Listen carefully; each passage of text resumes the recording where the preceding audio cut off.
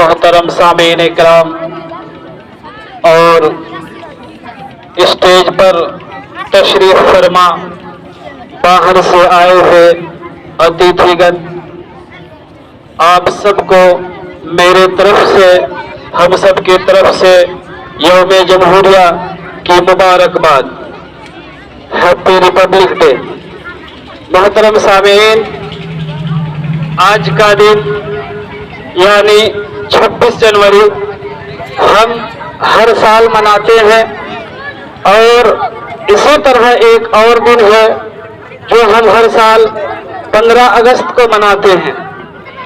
लेकिन सवाल ये है कि 26 जनवरी को हम यौम जमहूरिया क्यों मनाते हैं। हालांकि आप लोगों की तरफ से ये शायद जवाब आएगा क्योंकि इस दिन को यानी 26 जनवरी 1950 को हमारा देश का संविधान लागू किया गया था। लेकिन मेरा एक सवाल है कि हालांकि हमारा जो संविधान है, हमारा जो कॉन्स्टिट्यूशन है, वो तो 26 जनवरी 1950 से पहले तैयार हो चुका था। लेकिन हमारे पूर्वजों ने, हमारे देश के होनहार सपूतों ने इसी दिन को क्यों चुना, 26 जनवरी को। हालांकि संविधान 26 नवंबर 1949 को कंप्लीट हुआ था। अगर वो लोग चाहते तो 1-2 दिन बाद कर सकते थे लागू, लेकिन इस दिन को क्यों किया। इसके पीछे बहुत बड़ी कहानी है, बहुत बड़ा दास्तान है। जब आप इतिहास पढ़ेंगे तो आपको पता चलेगा कि इस 26 जनवरी ही को हम रिपब्लिक डे क्यों मनाते हैं। तो मैं आपको मुख्तसर कुछ बातें इस सिलसिले में बता देना चाहता हूं कि इस दिन को हमारे पूर्वजों ने क्यों चुना। तो आपको बता दो कि सबसे पहले यानी हमारा जो देश है वो पहले अंग्रेजों के यानी आजादी से पहले अंग्रेजों के चुंगल में थे। लेकिन अंग्रेज तो महज 200 साल लगभग वो लोग हुकूमत की, तो फिर इससे पहले और किसी की हुकूमत रही होगी। तो आपको जानकर खुशी होगी कि इससे पहले हमारे हिंदुस्तान के में हुकूमत करने वाले हमारे मुस्लिम आबा व अजदाद ही थे, यानी मुसलमानों की हुकूमत थी। अब यह सवाल है कि मुसलमानों की हुकूमत भारत में कब से शुरू हुई। अगर आप इतिहास पढ़ेंगे तो आपको मालूम होगा कि सबसे प्रथम अगर मुसलमानों ने भारत पर आक्रमण किया तो वो जंग है 712 ईस्वी। वो साल है 712 ईस्वी को सबसे पहले अरब मुस्लिमों ने हिंदुस्तान पर आक्रमण किया था। और वो आक्रमण करने वाले कौन थे? वो हज्जाज बिन यूसुफ के भतीजे मोहम्मद बिन कासिम थे। मोहम्मद बिन कासिम ने 712 ईस्वी को पाकिस्तान में अभी एक जगह पड़ता है सिंध, वहां उन्होंने आक्रमण किया था, हमला किया था। उस वक्त वहां के राजा थे राजा दाहिर। मोहम्मद बिन कासिम जब हिंदुस्तान में पहली बार हमला किए तो उनकी उम्र महज 17 साल थी। वो सेना को लीडिंग कर रहे थे। मोहम्मद बिन कासिम की उम्र सिर्फ 17 साल। हज्जाज बिन यूसुफ उस वक्त गवर्नर थे और उन्हीं के भतीजे को वो हिंदुस्तान भेजे।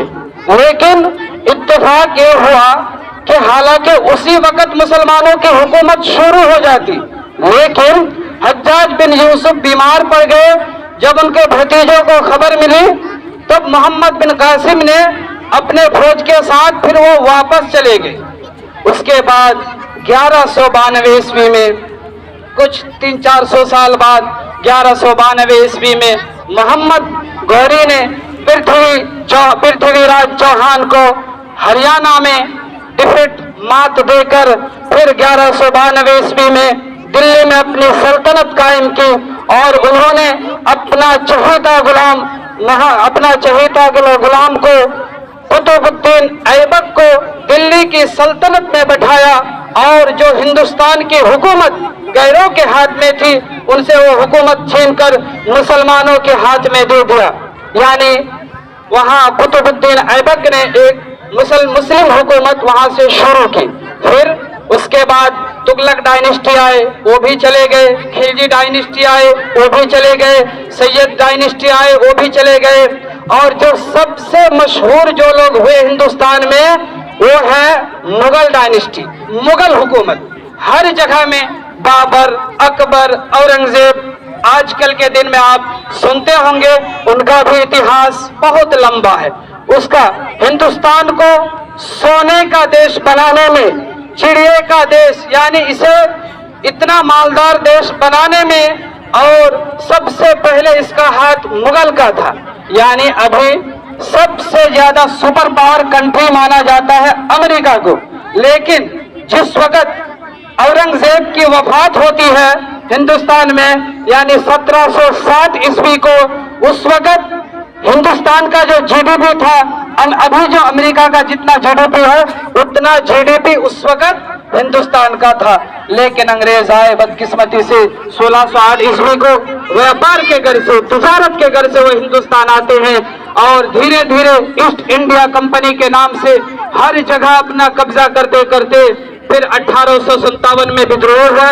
मंगल पांडे ने यूपी में एक जगह मेरठ पड़ता है, मेरठ से इस विद्रोह का आगाज किया 1857 ईस्वी में। लेकिन इस वक्त इस विद्रोह को, इस जंग को लीडिंग करने वाला कोई खास लीडर नहीं था।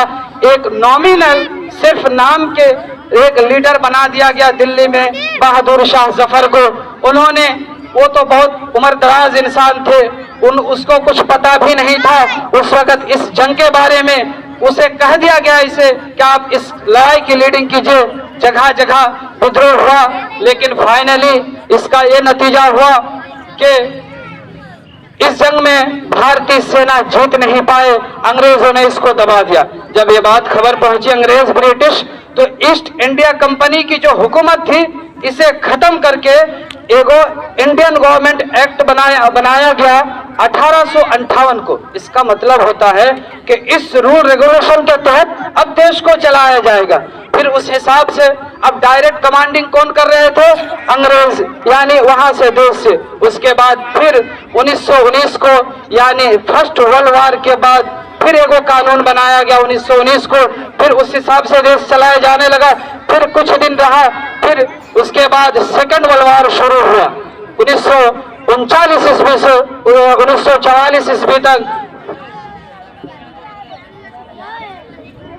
अंग्रेज फाइनली 1947 ईस्वी को हमारा देश छोड़कर यहाँ से वो चले गए। इतिहास बहुत लंबा है, बहुत सारी बातें हैं, लेकिन एक पॉइंट जो मैंने वक्त की वजह से उसे मैं तफसील से बता नहीं सकता हूं। तो जो मैं सवाल छेड़ा था कि 26 जनवरी को दिन को सिलेक्ट इसलिए किया गया कि सबसे पहले भारतीयों ने, कांग्रेस पार्टी ने 1930 ईस्वी को 26 जनवरी को संपूर्ण स्वराज का दिन मनाया था, जश्न मनाया था, और अंग्रेजों से डिमांड किया था कि हमें अब संपूर्ण स्वराज चाहिए। और उसी दिन से, उस दिन को ताज़ा करने के लिए उसी दिन से 26 जनवरी हर साल मनाए जा रहे हैं। और उसी दिन को हमारा कॉन्स्टिट्यूशन, संविधान को लागू किया 26 जनवरी 1950 को। और वही याद, और हर साल हम लोग अपना संविधान को बचाने के लिए, अपने दस्तूर के और अपने स्वतंत्रता सेनानियों की शहादत को याद करने के लिए हम लोग 26 जनवरी और 15 अगस्त मनाते हैं। जय हिंद, जय भारत। अस्सलाम वालेकुम।